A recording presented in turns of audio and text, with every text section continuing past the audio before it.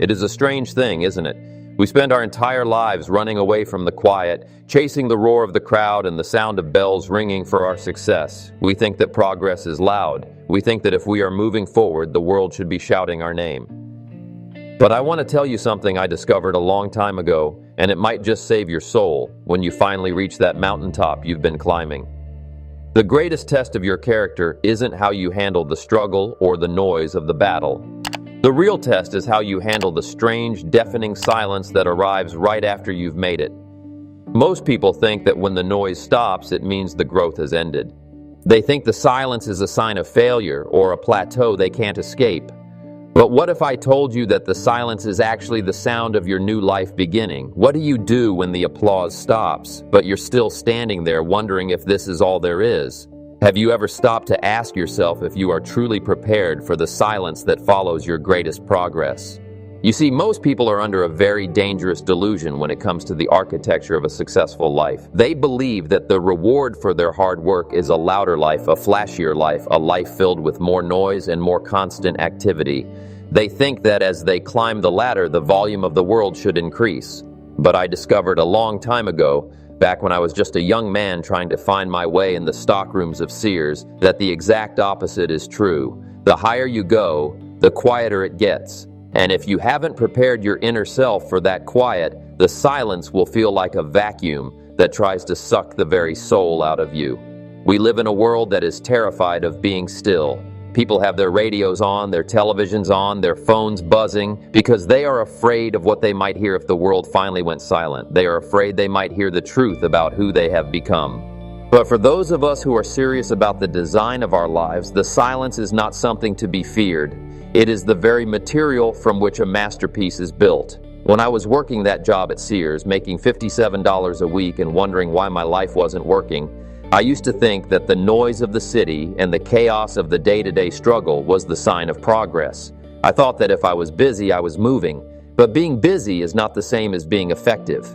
You can be busy standing still if you're just spinning your wheels in the mud.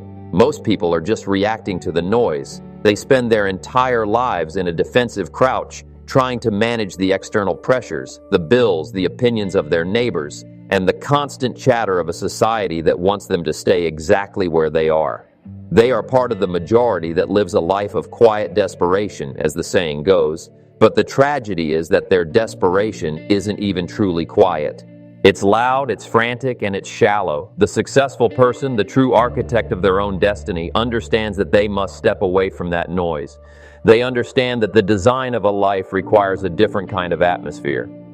Think about an architect for a moment. He doesn't design a skyscraper in the middle of a construction site while the jackhammers are going and the cranes are moving. No, he goes into a room, he closes the door, he sits in front of a blank piece of paper, and he embraces the silence.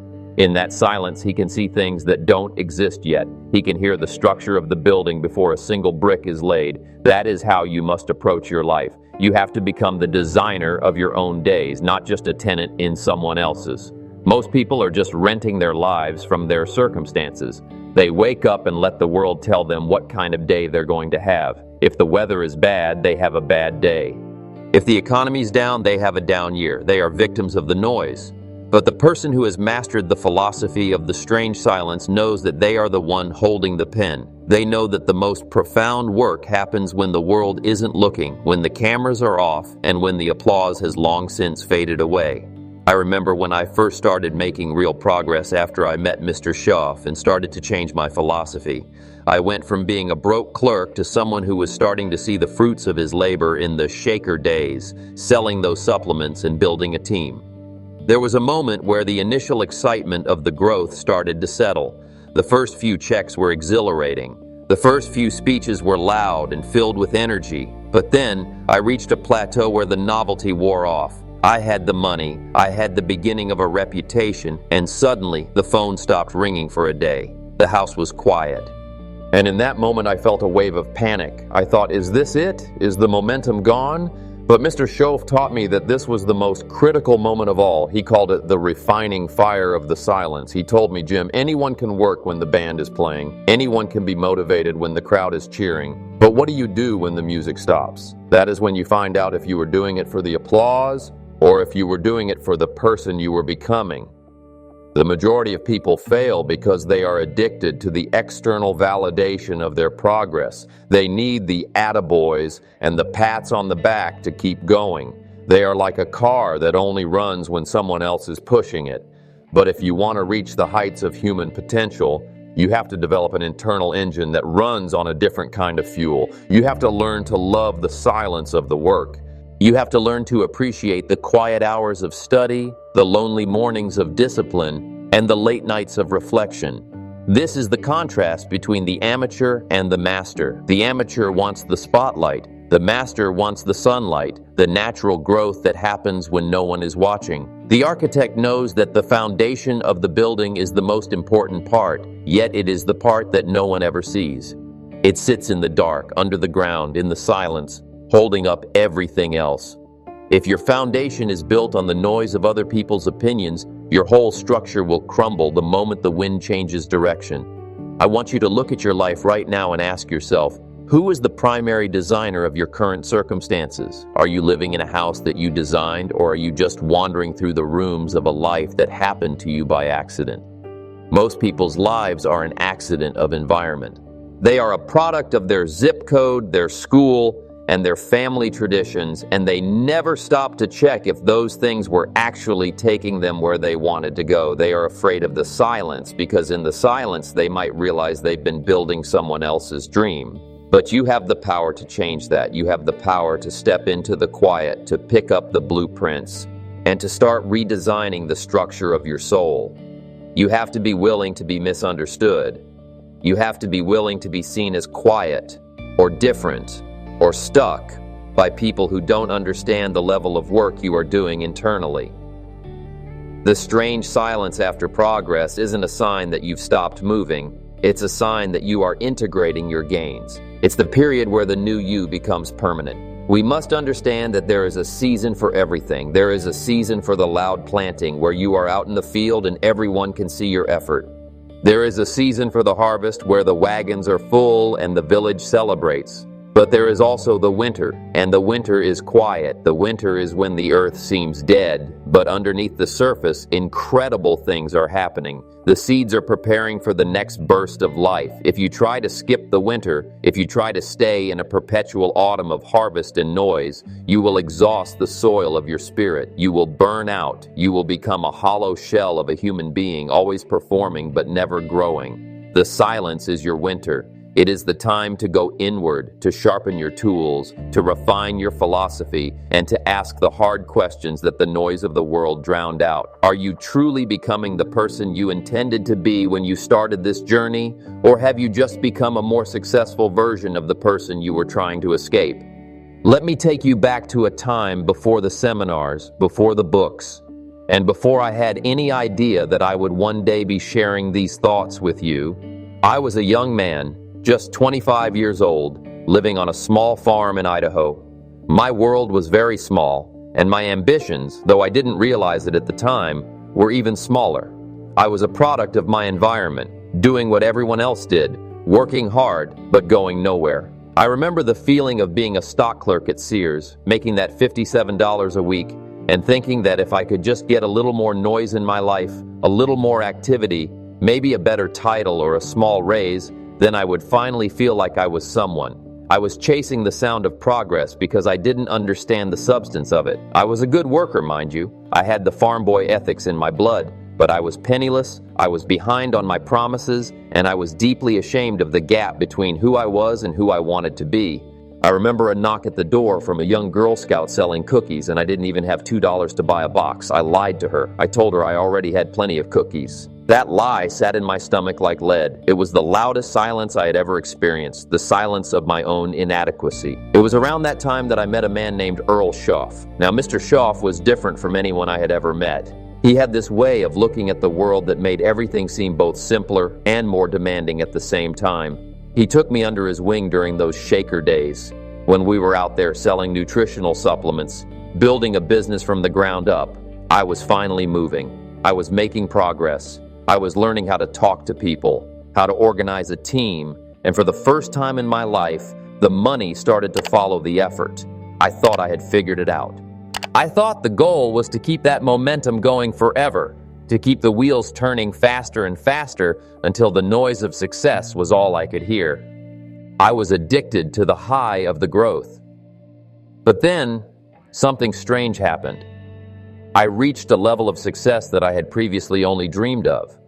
I had the house, I had the car, I had the respect of my peers, and suddenly, for the first time in years, it got very quiet.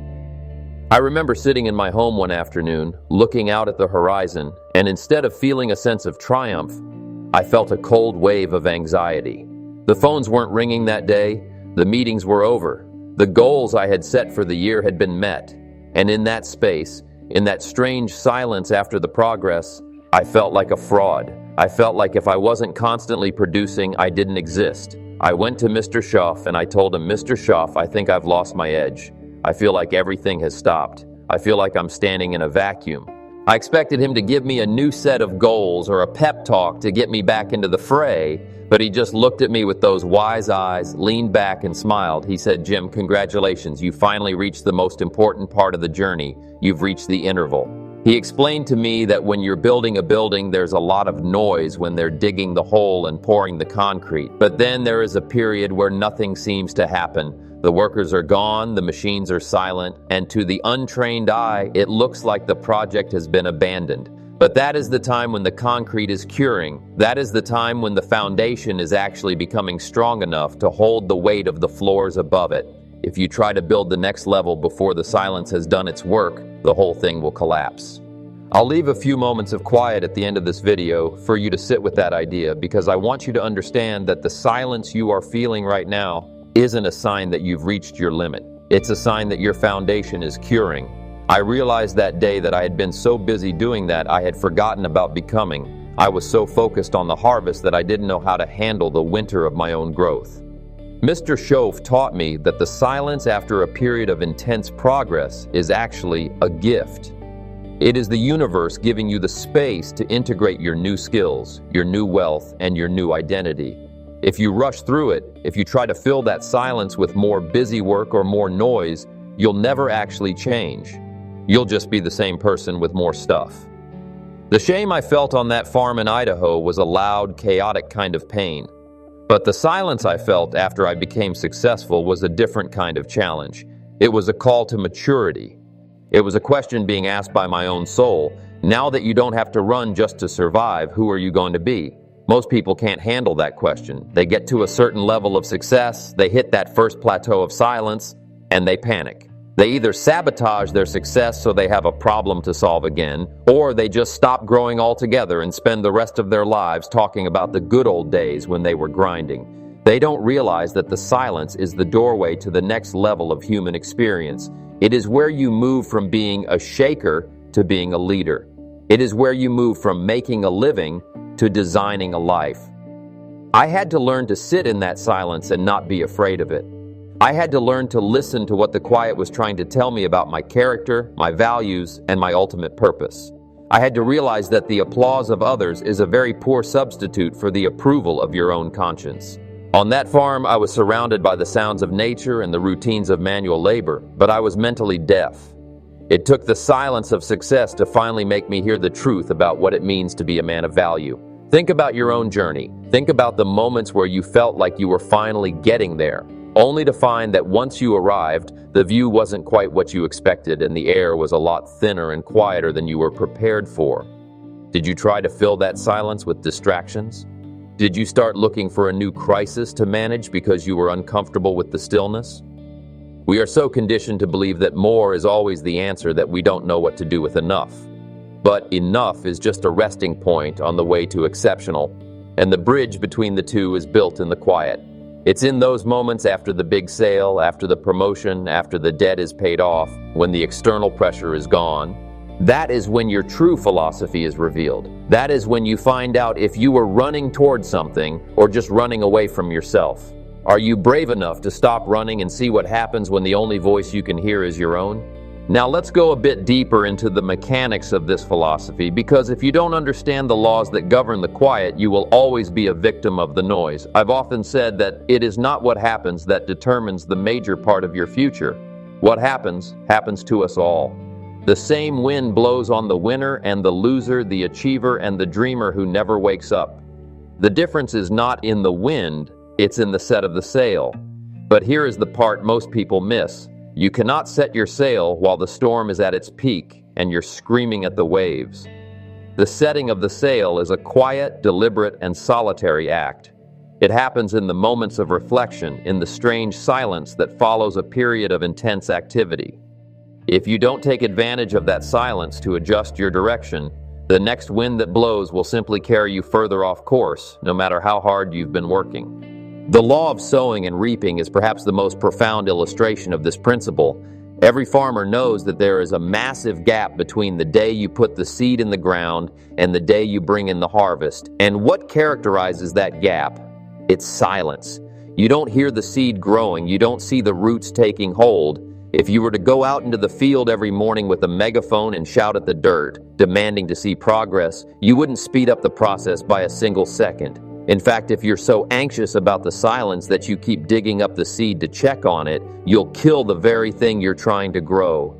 Many people do exactly this with their careers and their personal development. They make a little progress, they experience a moment of quiet where they should be nurturing their new habits, but instead they panic because they don't see immediate, loud results. They dig up their progress with doubt and start over somewhere else, never realizing that the silence was the very environment the growth required. We have to understand that there are two types of growth, the growth of the fruit and the growth of the root. The growth of the fruit is what the world sees. It's the sales, the accolades, the visible expansion of your life. It's loud and colorful. But the growth of the root is what happens in the dark and the quiet, and it must always precede and exceed the growth of the fruit. If you have a massive harvest above the ground but a shallow root system below, the first sign of a drought will destroy everything you've built. The strange silence after a period of progress is the time when your roots are meant to go deeper. It's the time when your character is supposed to catch up with your reputation. I've seen so many men and women who were shakers in their industry who made a lot of noise and a lot of money very quickly, but because they couldn't handle the quiet moments of self-correction and refinement, they eventually collapsed. They had the fruit, but they lacked the roots to sustain it when the seasons changed. You see, the silence is a mirror. When the world stops talking to you, you are forced to talk to yourself. And that is why most people find the silence so strange and uncomfortable. In the noise of the struggle, you can blame your unhappiness on your boss or the economy or the lack of opportunity. But in the silence of progress, when you have the things you said you wanted, you can no longer use those excuses. You have to look at the man in the glass and ask, is this who I really am? Is this the best I can do? We must learn to welcome this self-examination. We must become students of our own silence. I learned from Mr. Shoaff that the most important part of my day wasn't the hours I spent talking to people or making sales. It was the time I spent at the end of the day with my journal in total silence, reviewing what I had done and who I was becoming. I call it the solitude of the soul. It's where you take the raw material of your experiences and you process them into wisdom. If you don't process your life, you are just living a series of disconnected events. But if you embrace the quiet, you start to see the patterns. You start to see where your philosophy is strong and where it is leaking. Most people are trying to fix their lives by changing their external circumstances, but that's like trying to fix a leaky boat by painting the deck. The leak is below the waterline, in the quiet, dark parts of your character that you only notice when the engine is turned off. The silence is the only place where you can find and plug those leaks. It's where you decide that you are no longer going to let your temper or your ego or your laziness dictate your future. It's where you make the vows that no one else hears but that change everything. A man who makes a vow in the noise of a crowd is usually just performing, but a man who makes a vow to himself in the middle of a quiet night is a man who is about to change his destiny. We are also dealing with the law of seasons. Nature has a rhythm that we ignore at our own peril.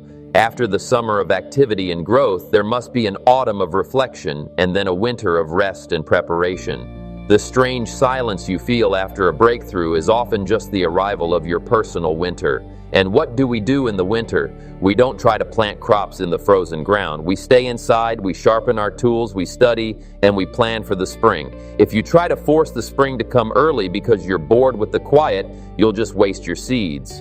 There is a profound dignity in knowing how to wait, not waiting with passivity, but waiting with preparation. The silence is not a void, it is a reservoir. You are filling yourself up so that when the next season of activity arrives, you have something more to give than just the same old tricks and the same old noise. Ask yourself, are you using the silence to build your reservoir, or are you just holding your breath until the noise comes back? Are you developing a philosophy that can withstand the quiet, or is your sense of worth entirely dependent on the volume of the world's approval?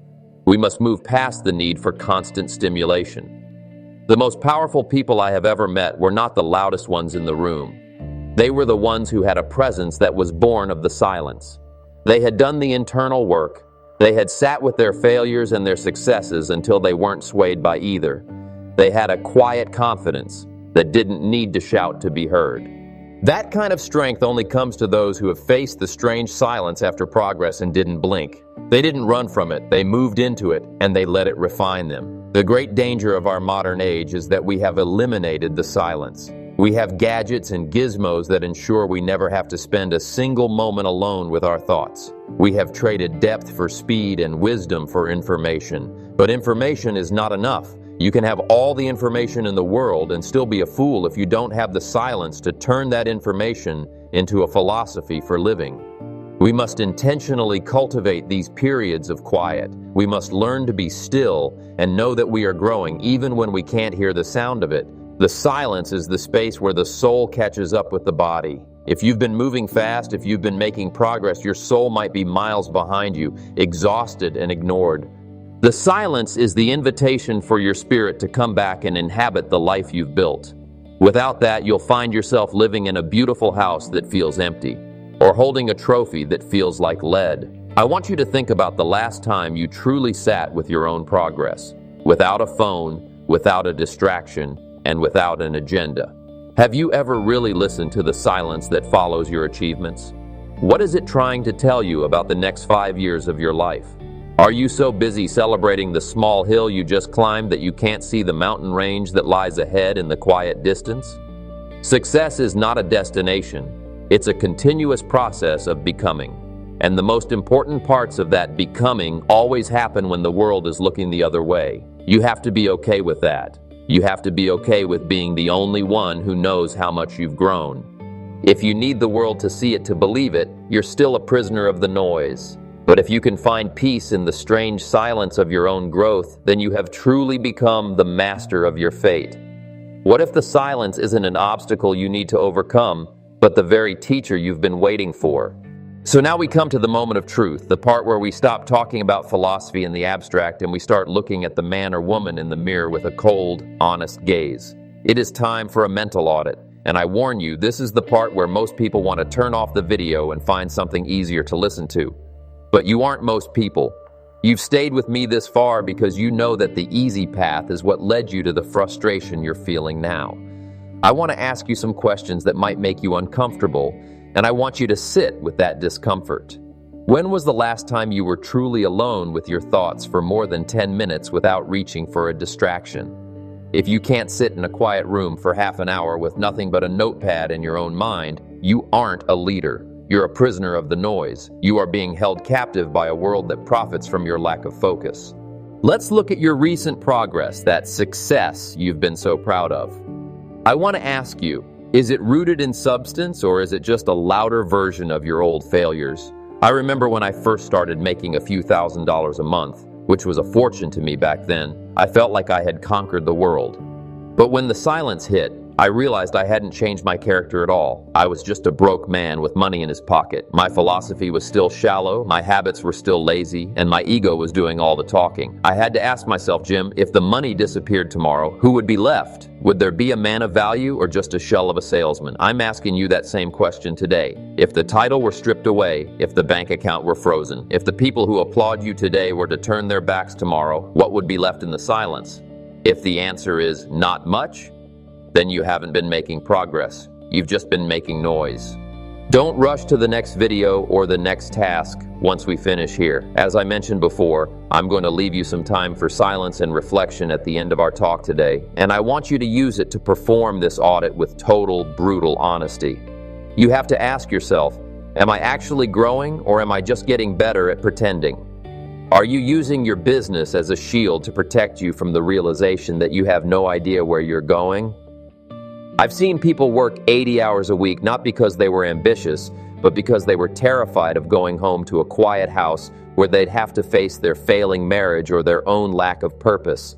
They use the noise of the grind to drown out the screams of their soul.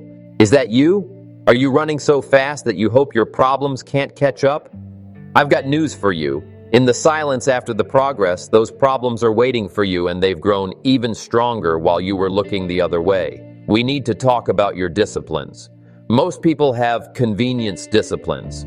They do the work when the sun is shining and the coffee is hot and the motivation is high. But what happens in the winter? What happens in the quiet weeks when no one is calling, no one is buying, and no one is cheering? That is the only time your discipline actually counts. If you only work when you feel like it, you're at the mercy of your moods, and your moods are a terrible master. I want you to look at your daily routine. Is it designed to build a legacy, or is it just designed to get you through the day with the least amount of friction possible? Are you reading the books that will stretch your mind, or are you just consuming the mental candy of social media? Are you surrounding yourself with people who challenge your philosophy, or are you the smartest person in your circle because you're afraid of being corrected? You see, the strange silence after progress is the ultimate bullshit detector. It strips away the labels and the excuses. It's just you and the results. And the results never lie.